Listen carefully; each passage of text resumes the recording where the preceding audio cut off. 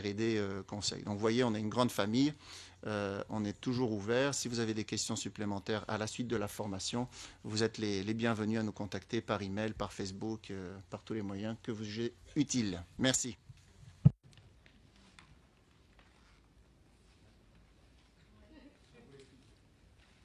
Bonjour.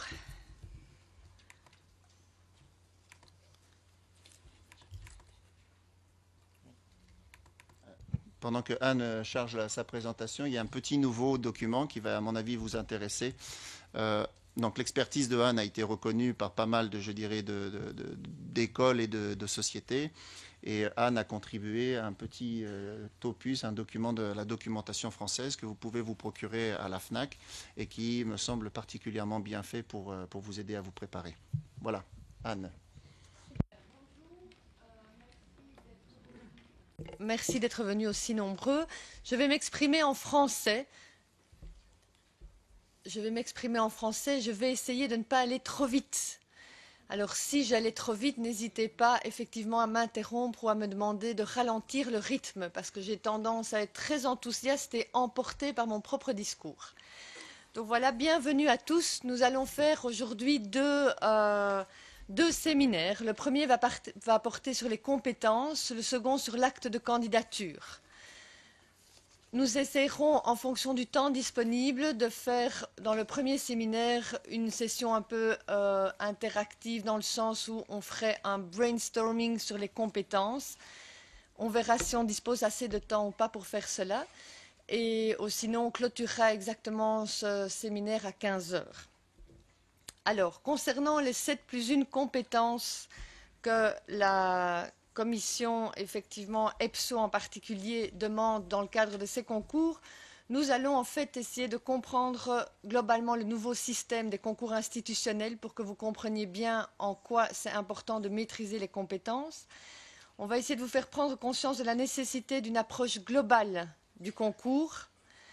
On va définir le concept de compétences, identifier les compétences évaluées par EPSO en particulier, évaluer vos compétences parce que c'est essentiel dans ce processus et décrire sous forme d'un brainstorming les 7+1 compétences qu'EPSO définit.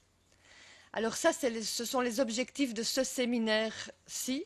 Mon objectif à moi, pour avoir formé de nombreuses personnes à ces concours, est de faire en sorte que quand vous sortiez, vous soyez tout à fait persuadés que vous devez maîtriser les compétences pour aller à ce concours.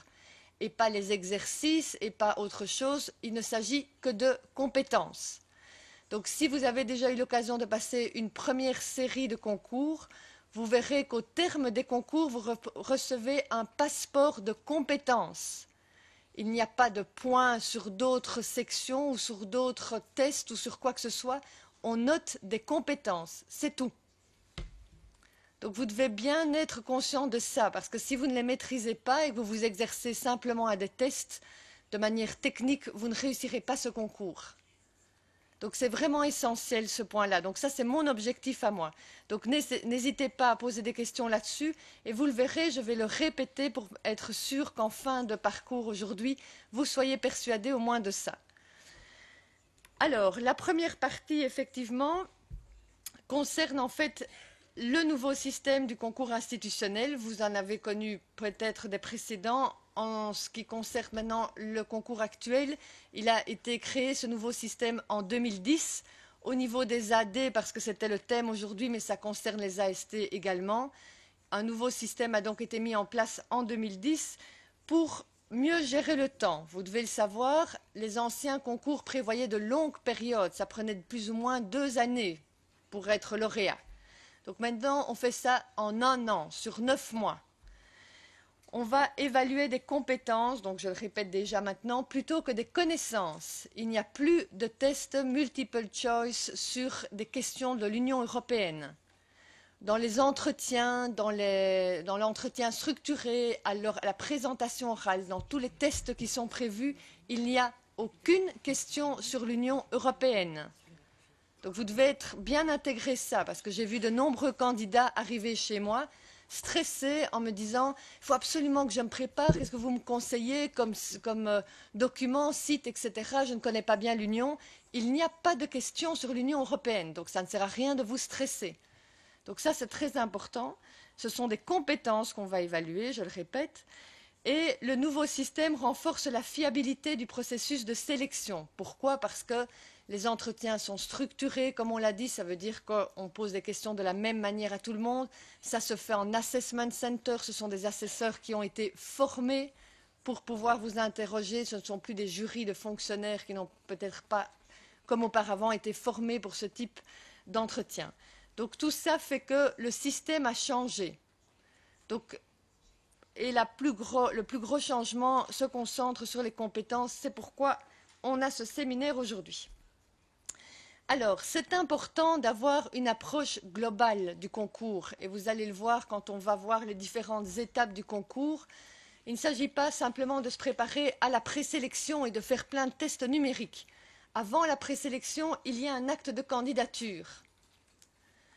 Si vous ne remplissez pas bien votre acte de candidature parce que vous avez oublié qu'il s'agissait d'évaluation de compétences et que vous ne remplissez pas l'acte de candidature en fonction de ça, vous ne serez pas dans une approche globale. Ça veut dire que vous allez rentrer un acte de candidature sans penser aux compétences, en disant ce que vous avez fait jusqu'à présent et que vous êtes très motivé. Et puis quand vous allez arriver à la fin en centre d'évaluation, on va ressortir cet acte de candidature et on va se dire mais cette personne ne correspond pas du tout à ce qu'on attend.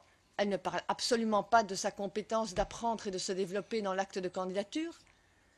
Vous devez absolument, depuis le premier jour, quand vous validez votre acte de candidature, être sûr que vous êtes cohérent sur toute la ligne. C'est un ensemble. Donc ce ne sont pas des étapes séparées. On reprend l'acte de candidature à la fin. On reprend le test de jugement situationnel à la fin quand vous êtes en centre d'évaluation. Donc tout ça fait partie d'un tout. Ce ne sont pas des étapes qui s'éliminent les unes après les autres. On va vous considérer comme un tout, donc c'est très important de le considérer comme ça.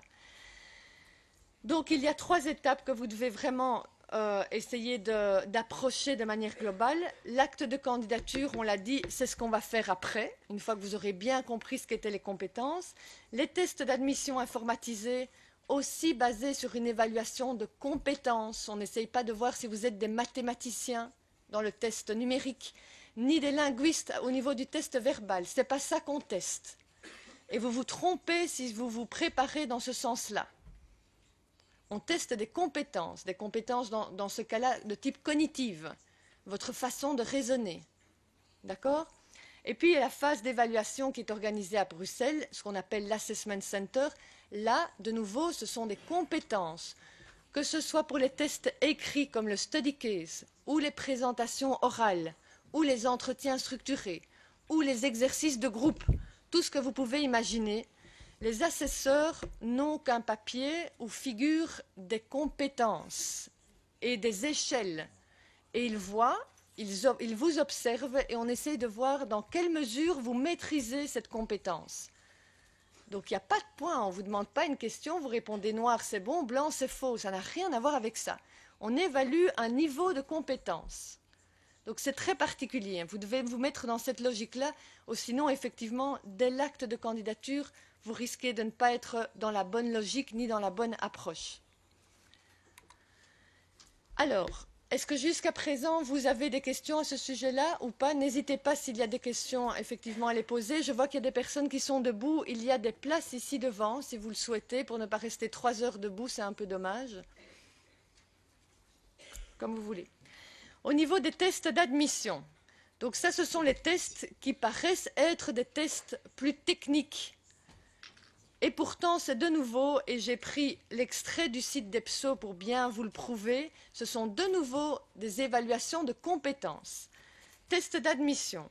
Dans le nouveau système, le test d'admission portera sur l'évaluation des compétences, plutôt que sur la démonstration de connaissances. L'examen des connaissances sur l'Union européenne disparaît de cette étape. Cette matière sera abordée dans le cadre d'exercices liés au poste à pourvoir lors de la phase d'évaluation. Les tests d'admission informatisés évalueront les capacités cognitives, ça veut dire votre raisonnement, et la capacité de jugement dans des épreuves de mise en situation, ainsi que les compétences professionnelles en fonction du profil recherché. Donc si c'est